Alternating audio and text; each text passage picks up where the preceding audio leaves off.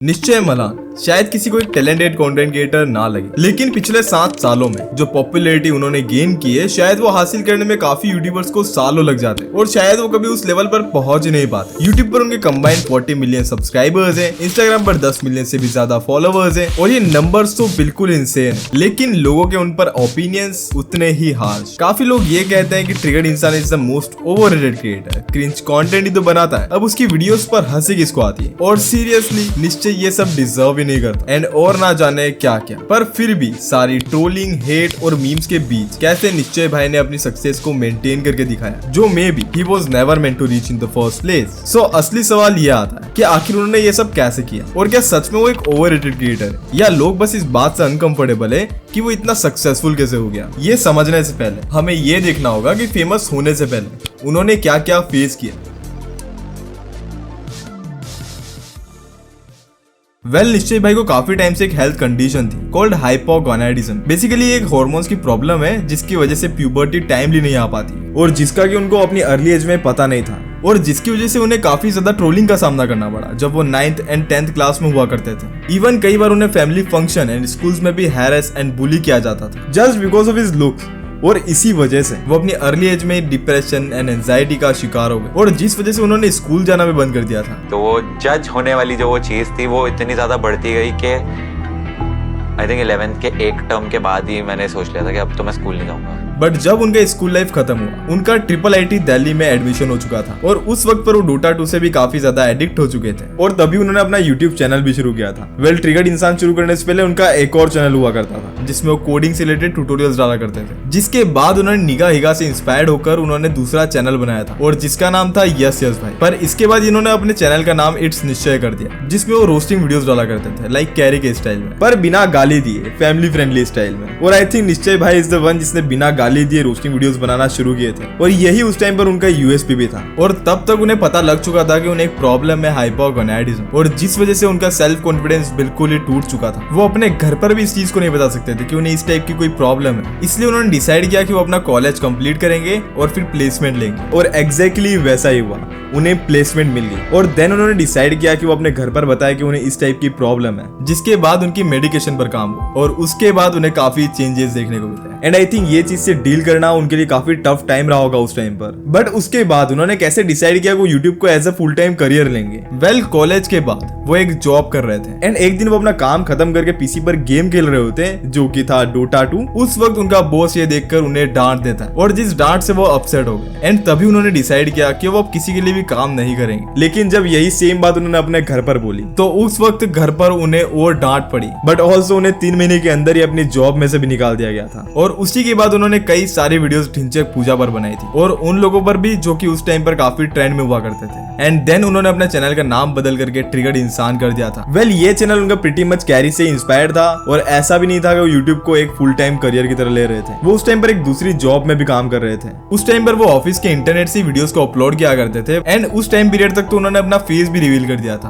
और लोगों को उनके फेस रिवील से कोई प्रॉब्लम नहीं थी, उल्टा लोग उन्हें प्रेस कर रहे थे। मतलब एक टाइम पर जिस चीज के लिए उन्हें ट्रोल किया गया, उन्हें हैरेस किया गया, आज उसी के लिए लोग उन्हें प्रेस कर रहे हैं and it's like confidence boost up है। बट 6 महीने के अंदर उन्हें उस जॉब में से भी निकालने के लिए बोल दिया गया था, पर साथ में उस पॉइंट पर उनके चैनल पर 100 के सब्सक्राइबर्स भी होने वाले थे। So he decided to quit his job and YouTube को as a full time career ले लिया। फिर जब उन्होंने अपने चैनल पर 100 के सब्सक्राइबर्स का माइलस्टोन अचीव किया, उसके साथ ही उन्होंने एक और चैनल बनाया लाइव इंसान, जहां उन्होंने गेमिंग वीडियोस और लाइव स्ट्रीम करना शुरू किया। देन 2019 ट्रिगर्ड इंसान ने अपने चैनल पर 1 मिलियन सब्सक्राइबर्स हिट किए। 2020 में टिकटॉक वर्सेस यूट्यूब का ड्रामा चला। सीसी तो आप लोग समझ ही गए मेरे भाई लोग, क्रेडिट कार्ड और कंटेंट कॉपीराइट से बच के रहना चाहिए। और उसके 1 साल बाद 2021 में उन्होंने अपने चैनल पर 10 मिलियन सब्सक्राइबर्स का भी माइलस्टोन अचीव कर लिया। Like he got such a rapid growth that no one expected. Triggered Insaan का mainly content roasting videos, reaction videos, prank videos, कुल मिला के ये समझ लो लोगों को एंटरटेन करना। एंड ऑल्सो उनके पास अच्छी हाइट थी, गुड लुक्स थे एंड लोग उनसे काफी ज्यादा रिलेट करते थे। थे और जिस वजह से लोग उन्हें पसंद भी करने लगे, खासकर 8 से 12 साल के बच्चे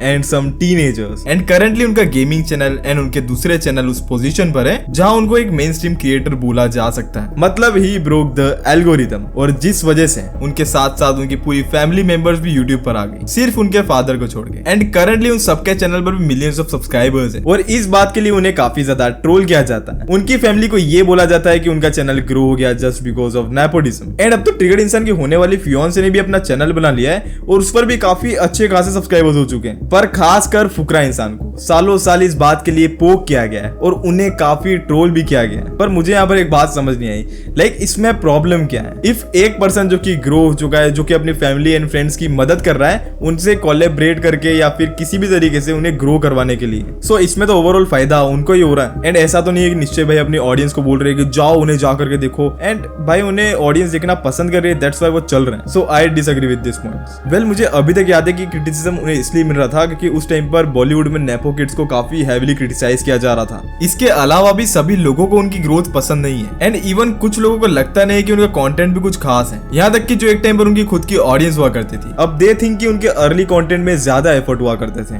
बेटर रिएक्शंस हुआ करते थे। नाउ अब ऐसा लगता है कि काफी चीजें रिपीटेटिव से लगती है, वही same type of reaction content and roasting videos, and वो इतना टॉप पर पहुंचने के बाद भी सेफ एंड एल्गोरिथम फ्रेंडली खेलना चाह रहे हैं। जैसे कि एक बंदा देखता है उसके पुराने वीडियोस लेजेंडरी थे, इवन गेमिंग वीडियोस भी, बट अब तो उन्हें देखना ही क्रिंज लगता है। इवन उनका कई बार मजाक भी बनाया गया है कि वो जस्ट अपने वीडियोस में ओवर एक्टिंग करते हैं, जिस चीज पर हंसी नहीं आ रही उस पर भी हंस रहे हैं। वेल एक क्रिएटर है ओए ओमी, जिसने अपने चैनल पर एक चैलेंज भी किया था, वॉचिंग ट्रिगर्ड इंसान अंटिल आई लाफ, जहां पर वो उनकी वीडियोस ऑलमोस्ट 5 घंटे से भी ज्यादा देख रहा होता है एंड वो एक बार भी उस वीडियो में नहीं हंसता। जहां पर एक बंदा कमेंट करता है इस वीडियो का टाइटल एंड लेंथ ही एक एंटायर रोस्ट है, वो भी बिना कोई एक वर्ड बोले, एंड सब बोलते हैं कि ट्रिगर्ड इंसान क्रिंज है, but what if I told you that's why he is winning. क्योंकि आज के इंटरनेट कल्चर में क्रिंज को एक फ्लॉ नहीं रह गया है, ये एक फॉर्मूला बन चुका है। वो ऐसा कंटेंट बनाते हैं जो कि सिंपल है, फैमिली फ्रेंडली है एंड रिलेटेबल है उनकी यंग ऑडियंस के लिए, शायद ये उनके लिए एंटरटेनिंग भी हो और इसीलिए आज भी उनका कंटेंट उनकी टारगेट ऑडियंस के लिए परफेक्टली काम करता है। नाउ अपार्ट फ्रॉम दैट वो एक गेमर भी है और उनके पास एक काफी बड़ी ऑडियंस भी है, जिस वजह से उन्होंने 2024 में गेमिंग कैटेगरी में नेशनल अवार्ड भी जीता, क्योंकि उन्होंने गेमिंग कम्युनिटी में काफी कंट्रीब्यूट किया है एंड इससे आगे बढ़ा है। लेकिन इस चीज के लिए भी उन्हें काफी ज्यादा हिट मिला। क्यों? क्योंकि ऑडियंस की नजरिए से कोई और इस अवार्ड के लिए ज्यादा डिजर्विंग था और उसे ये अवार्ड नहीं मिला, एंड जिस वजह से ट्रिगर्ड इंसान को काफी हेट मिला। और शायद उस टाइम पर लोग चाहते थे कि अवार्ड बीस्ट बॉय शुभ को मिले। लोग निश्चय भाई को एक एंटरटेनर तो मानते हैं पर उन्हें गेमर की तरह कंसीडर नहीं करना चाहते,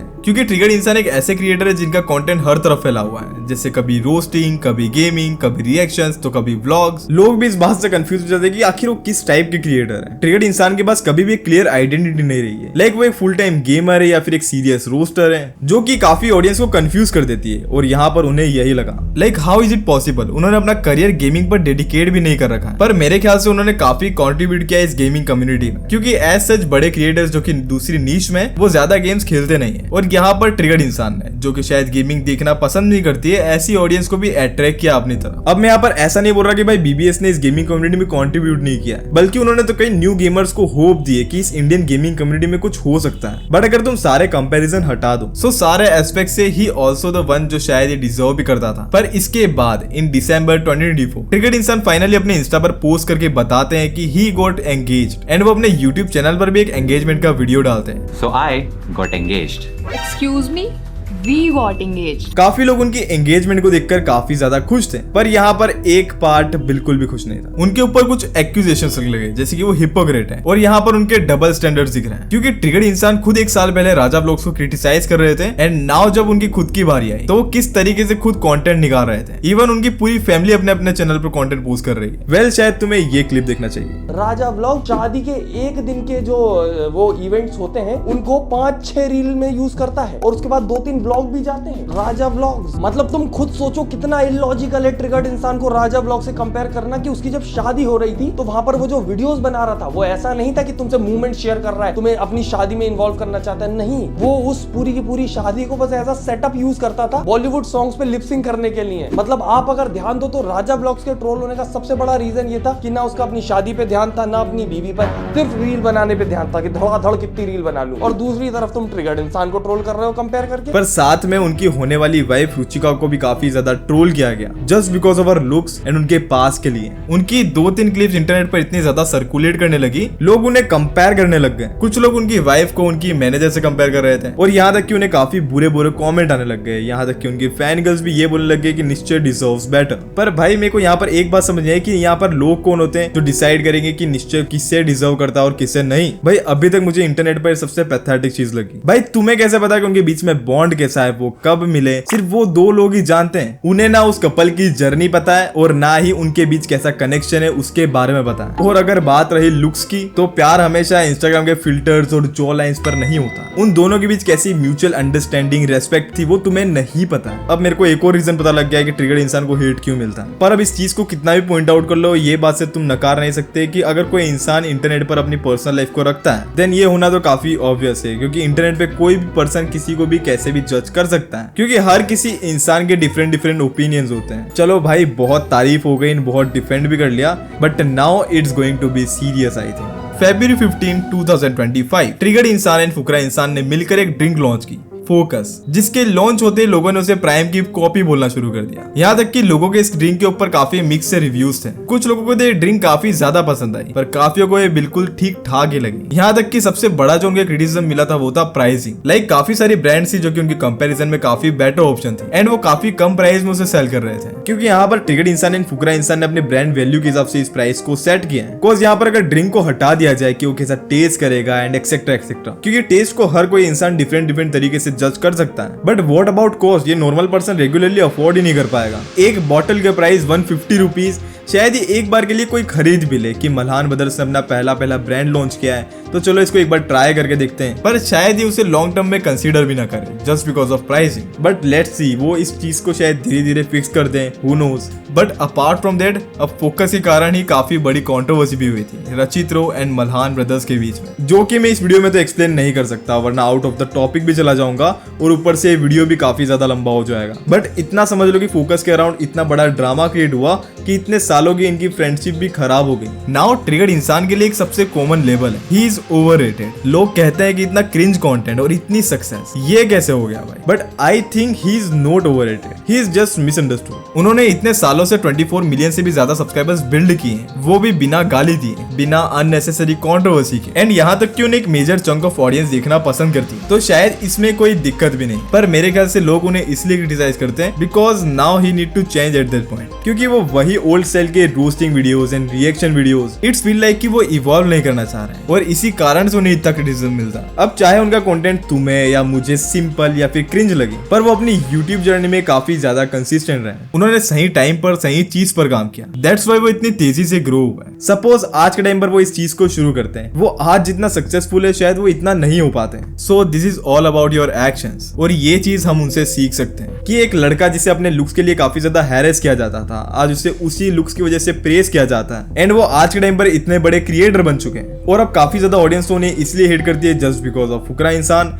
अब अगर तुम्हें पता है तो भाई तुम समझ जाओ। एंड काफी ज्यादा ऑडियंस तो उन्हें इसलिए भी हिट करती है जस्ट बिकॉज वो अब उनसे रिलेट नहीं कर पाती। ऐसा कितने ही क्रिएटर्स एंड इन्फ्लुएंसर्स के साथ होता है, जैसे जैसे वो ऊपर जाते हैं लोग उसे सपोर्ट करते हैं बिकॉज दे थिंक कि ये हमारे जैसा है, पर देन जब उस चीज को वो अचीव कर लेता है लोग उसे हेट करना शुरू कर देते हैं। और इसका सबसे बड़ा एग्जांपल समय रैना भी है, और शायद इसी वजह से लोग उन्हें हेट करते हैं and simply most of the people don't like his content, और इसीलिए काफी लोग उन्हें ओवररेटेड भी बोलते हैं, क्योंकि कई बार किसी को ये चीजें हजम नहीं होती कि ये बंदा आखिर इतना बड़ा कैसे बन गया। एंड इट्स फील लाइक कि ये टास्क उनके लिए इम्पॉसिबल सा लगता था, पर फिर भी उन्होंने ये अचीव करके दिखाया। So it's very inspiring I think. बाकी तुम यहाँ तक वीडियो देख रहे हो तो चैनल सब्सक्राइब कर लो, क्योंकि तुम में से काफी ज्यादा लोग सब्सक्राइब नहीं करते हो, और मुझे इंस्टाग्राम पे जाकर के फॉलो करो। बाकी मैं मिलता हूँ तुमसे कोई और वीडियो में, तब तक के लिए तुम्हें स्क्रीन के ऊपर 2 वीडियोस दिख रहे होंगे, उन्हें जाकर के वॉच कर सकते हो। भाई बहुत गर्मी हो रही है, मैं जा रहा हूँ, बाय बाय। वीडियो को लाइक करना, हम मिलते हैं अगली वीडियो में। Thanks for watching.